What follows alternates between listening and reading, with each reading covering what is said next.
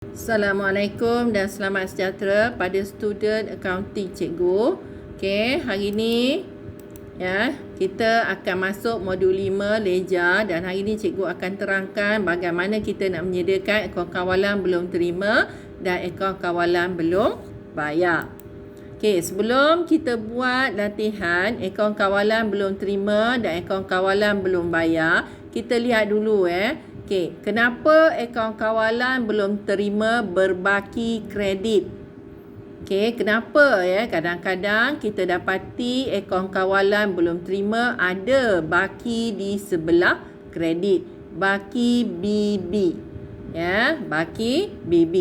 Selalunya akaun kawalan belum terima berbaki debit kerana ia merupakan aset. Selalunya akaun kawalan belum terima baki BB dia pada satu hari bulan dia akan berbaki di sebelah debit. Tetapi kadang-kadang pada satu hari bulan dia ada berbaki di sebelah kredit. Kenapa? Kerana berlakunya pulangan barang niaga oleh akaun belum terima setelah hutang dijelaskan. Bila hutang akaun belum terima ni kosong, dah tak ada hutang, tiba-tiba ada dia buat pulangan barang. Jadi, oleh sebab itu, akaun dia berbaki di sebelah kredit.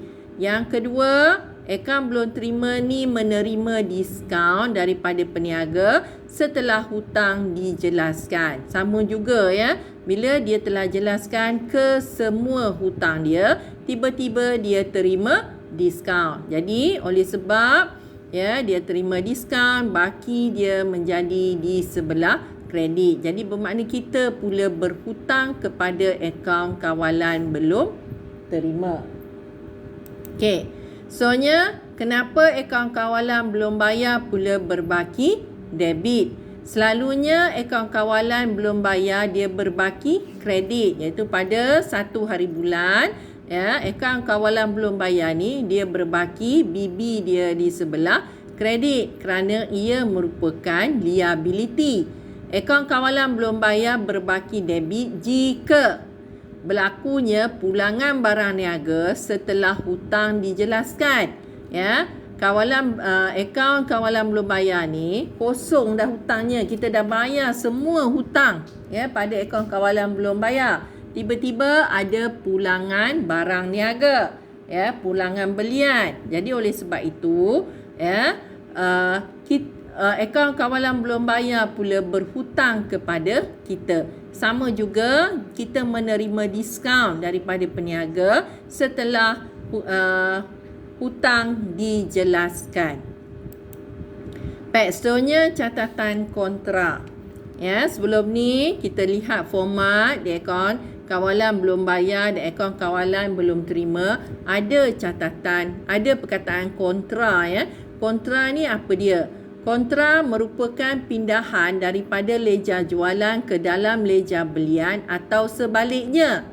Kontra hanya akan berlaku jika sesebuah perniagaan menjual dan membeli secara kredit dengan peniaga yang sama. Okey, kita menjual kepada peniaga A. Bermakna peniaga A ni menjadi akaun belum terima. Kemudian pada masa yang sama, kita membeli pula daripada peniaga A dan peniaga A pula menjadi akaun belum bayar. Okey, jadi oleh sebab dia adalah peniaga yang sama, maka kita membuat catatan kontra. Apabila kita bayar ataupun apabila kita menerima bayaran, dan hutang yang wujud akan diselesaikan melalui catatan kontra. Nanti kita lihat macam mana ini berlaku. Okey, jadi kita sediakan akaun kawalan belum terima. Okey, ini adalah soalan, dia bagi pernyataan, makna kita kena pilih mana yang perlu dimasukkan dalam akaun kawalan belum terima dan mana yang perlu kita masukkan dalam akaun kawalan belum bayar. Okey, jadi maklumat yang berikut diperoleh daripada buku perniagaan Syaruna pada 1 Januari 2006. Baki debit ledger belian dan baki kredit ledger belian ini kita akan masukkan dalam akaun kawalan belum bayar. Baki debit ledger jualan dan baki kredit ledger jualan kita akan masukkan dalam akaun kawalan belum terima. Okey, baki debit ledger jualan 12,400 masukkan di sebelah debit akaun kawalan belum terima. Ya, baki BB. Ini yang cikgu kata tadi ya. Okey, akaun kawalan belum terima, dia sepatutnya ada baki di sebelah debit saja. Tetapi ya, dia ada juga baki kredit di sebelah di sebelah kredit. Okey, nampak? Januari 1 juga baki BB ada 1,300. Kerana mungkin kita membuat pulangan barang selepas ya hutang telah dijelaskan. Okey. Soalnya apa lagi? Belian kredit, akaun kawalan belum bayar. Belian tunai tidak direkodkan. Okey, jualan kredit termasuk jualan tunai RM800. Jualan tunai tidak direkodkan. Jadi kita nak rekodkan jualan kredit, kita perlu tolak RM800. Jadi kita tolak ya Disember 31 ya, sebab akaun kawalan belum terima ni kita perlu sediakan pada hujung ya tempoh perakaunan. Jadi Januari 1 ya, bila tempoh dia setahun jadi Disember 31. Okey, jualan cikgu dah tolakkan 45,000. Okey, apa lagi perlu dimasukkan dalam akaun kawalan belum terima? Ya, pulangan jualan. Okey, kita masukkan pulangan jualan di sebelah kredit Disember 31, pulangan jualan 430. Apa lagi perlu masuk? Ya, cek diterima daripada pelanggan 39,000. Okey, masukkan di sebelah kredit bank 39,000. Okey, kita ikut format ya yang sebelum ni cikgu dah bagi kan. Kita ikut saja format tu Okey, apa lagi? Diskaun diberi. Okey, diskaun diberi 320. Okey, apa lagi? Hutang lapuk. Ya, hutang lapuk 910. Hutang lapuk terpulih kita tak perlu rekod kan? Apa lagi? Ya, cek tak laku. Kita masukkan di sebelah debit, cek tak laku 890.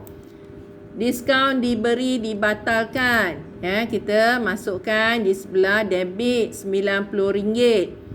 Sekarang pindahan. Ya, nampak ni? Pindahan dari ledger belian ke ledger jualan. Pindahan dari ledger jualan ke ledger belian.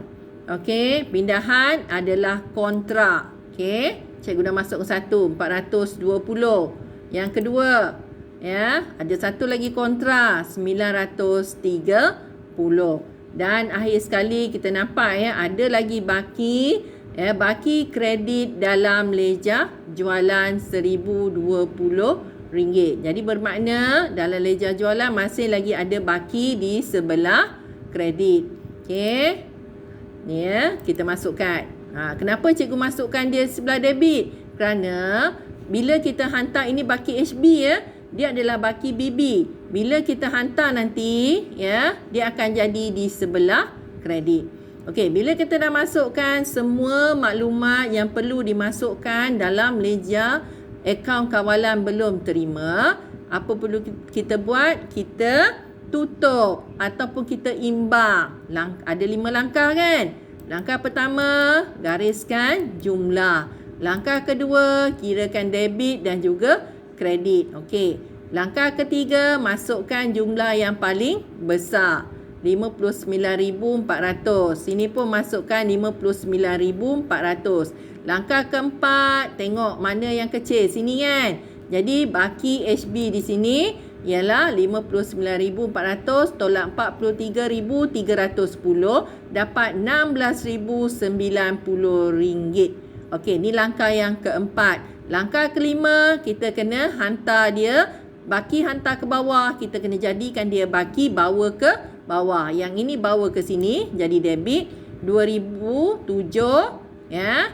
Ni 2006. Ni kena 2007. Januari 1 baki BB 16,090.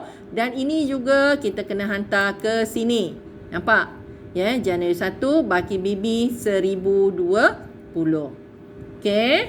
Baik, soalnya kita sediakan akaun kawalan belum bayar. Yang cikgu dah tik-tik ni tadi masuk ke dalam akaun kawalan belum terima. Yang belum tik lagi kita kena pilih untuk masuk dalam akaun kawalan belum bayar. Okey, ni pertama.